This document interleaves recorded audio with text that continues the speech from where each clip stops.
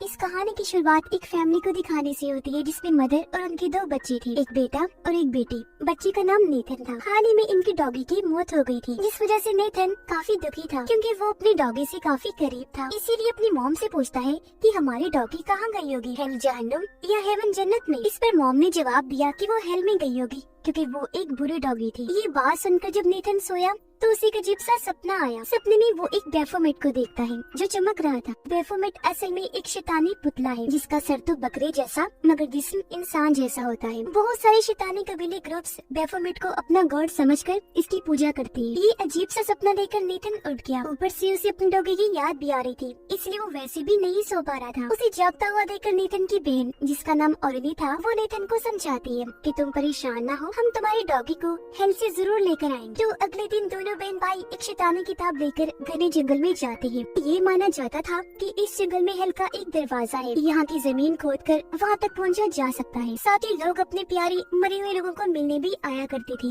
यहाँ ऑरेली और नेथन लोगों की कई सारी चीजों को देखते हैं जो दरअसल उन लोगों की कुर्बानियाँ थी, यानी लोग अपने प्यारों को मिलने के लिए अपनी कीमती चीज कुर्बान कर दिया करते थे। इसलिए नेथन यहाँ अपनी डॉगी के गले का पट्टा कुर्बानी के तौर पर रख देता है। नेथन टॉयलेट करने साइड में गया जहाँ पेड़ के टहने पर लिखा हुआ था कि एक बार जो इस जंगल में आता है वो यहाँ से बचकर वापस नहीं जाता क्योंकि ये एक कर्स्ड जंगल है। ये देखकर नेथन को अजीब लगा, इसलिए वो भागकर वापस ऑरेली के पास आ गया और ये दोनों आगे बढ़ जाते हैं। उस जगह पर जाने लगी जहाँ इन्हें हेल के दरवाजे के लिए गड्ढा खोदना था और इस जगह का नाम एंट्रम होता है। ये जब उस जगह पर पहुँचे तो सारे रिलीजन मजहबों से जुड़ी चीजें और उनके गॉड्स बाहर निकाल देते हैं, जैसे हिंदू, मुस्लिम, ज्यूस, यहूदी, बुद्धिज्म और क्रिश्चियन से जुड़ी चीजें। फिर रस्सी से एक स्टार बनाते हैं जिसे जादू करने के लिए आमतौर पर बनाया जाता है और ये सब चीजें स्टार के पांचों कोनों में रख देते हैं। फिर उनसे दुआ करने लगी ताकि गॉड इन्हें डीमंस शैतानों से बचा के रखे। जिसके बाद वो अपने काम पर लग गई, गड्ढा खोदना शुरू कर देती है। अब हेल तक पहुँचने के लिए इन्हें 5 लेवल्स तक जाना था, जिसके पहली लेवल का मतलब था बगैर किसी कानून के। थोड़ा सा गड्ढा खोदने के बाद नेथन वहाँ क्रॉस बनाकर कान लगाकर सुनने लगता है। ऑरेली उससे पूछती है कि तुम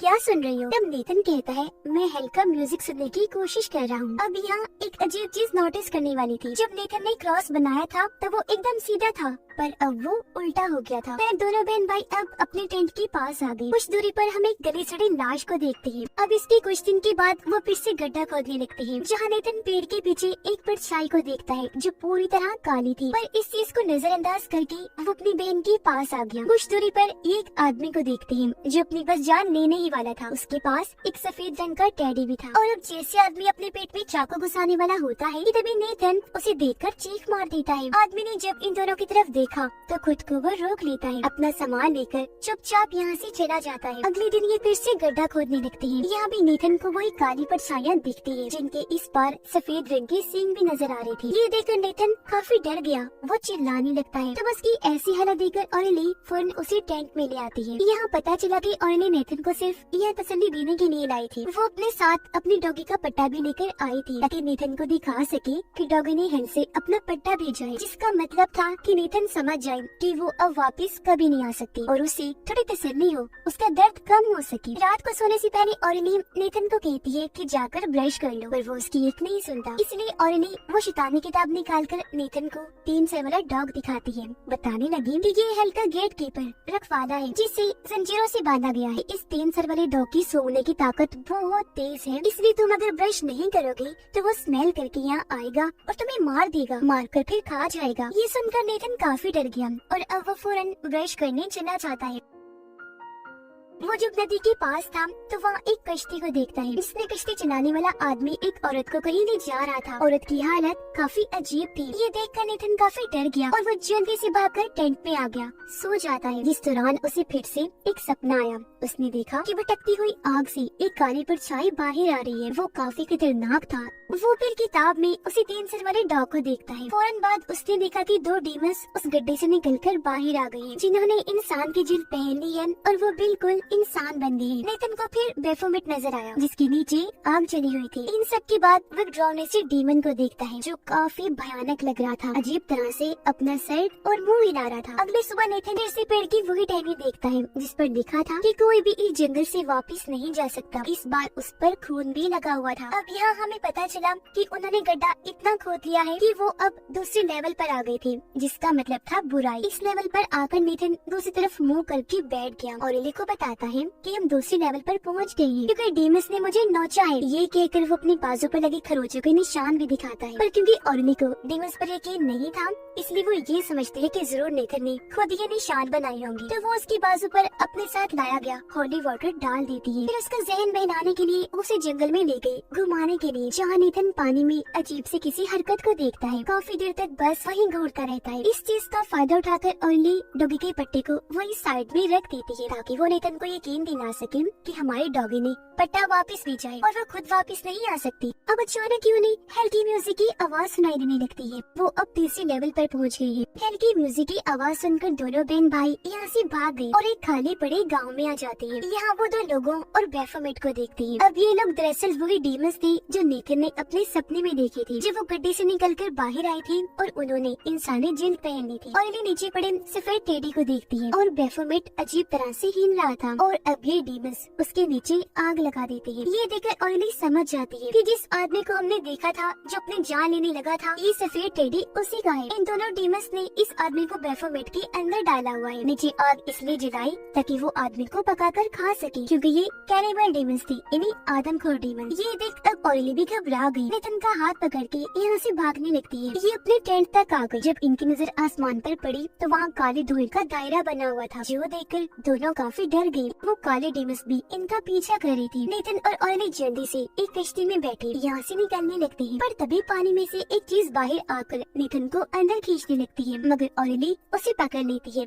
काफी देर तक भागने के बाद इन्होंने देखा कि हम वापस अपने टेंट के पास ही आ गए हैं, जिसका मतलब था कि वो यहाँ पर फंस गई है और अब सबसे बड़ा शैतान ने यहाँ से बाहर जाने ही नहीं दे रहा। तभी इन्हें यहाँ एक जंजीर दिखाई देती है जो उसी 3 सर वाले डॉग की थी, जिसका मतलब था कि डेविल ने अपनी हल्की रखवाली उस डॉग को इन दोनों के पास भेज दिया था, जो देखकर दोनों भागकर टेंट में आ जाती है। काफी डरे हुए थी। यहाँ ऑरेली नेथन को बताती है कि मैंने तुमसे झूठ कहा था कि हम अपने डॉगी को वापस ला सकते हैं। असल बात तो ये है कि जो एक बार मर जाता है उसे वापस नहीं लाया जा सकता। मैंने तो ऐसा बस इसलिए कहा ताकि तुम्हारा दर्द कम हो सके।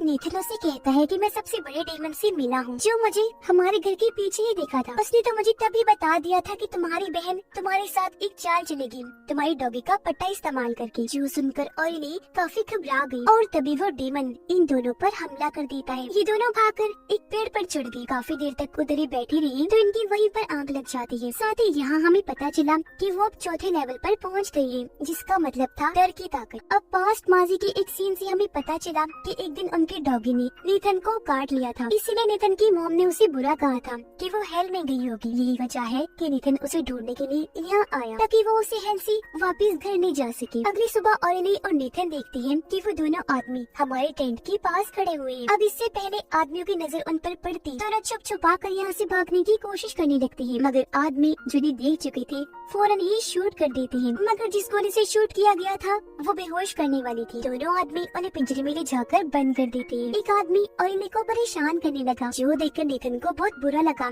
इसलिए वो आदमी पर चिल्लाने लगता है। आदमी को गुस्सा आ गया, इसलिए वो उसे पिंजरे से बाहर निकालकर बैफोमेट में डाल देता है। नीचे उसने आग भी जला दी थी। ऑरेली को अपने भाई की फिक्र होने लगी, इसलिए वो जोर जोर से पिंजरा हिलाकर उसे तोड़ देती है। गन लेकर दोनों को शूट कर देती है, जिससे वो मारेगी। जबकि नेथन बैफोमेट से बाहर निकलकर यहाँ से भाग जाता है और अब ऑरेली भी उसके पीछे पीछे भागने लगती है। यहाँ पता चला कि अब ये दोनों 5वीं और आखिरी लेवल पर आ गए थे, जिसका मतलब था गहराई। अब नेथन बैफोमेट से तो बाहर आ गया था, मगर अब पूरी तरह से काला हो गया था। वो वहाँ बंद एक डॉग के पास जाता है जिसे मदद की जरूरत थी। अब बेशक वो उसका डॉग नहीं था, लेकिन नेथन उसे आजाद कर देता है। पर तभी नेथन बड़ी अजीब तरह से देखने लगता है। उसके चेहरे पर अजीब तरह की शैतानी मुस्कुराहट थी, जिसके बाद हम एक ट्रायंगल को देखते हैं और इसके फौरन बाद ऑरेली एक जगह पर भागती हुई नजर आती है, क्योंकि उसके पीछे बहुत सारे काले डीमंस पड़े हुए थे। ऑरेली जोर जोर से डीमंस पर चिल्ला रही थी। फिर गन लेकर टेंट में घुस जाती है। इसी बीच नेथन भी दिखाया गया, जिसके हाथ में जंजीर थी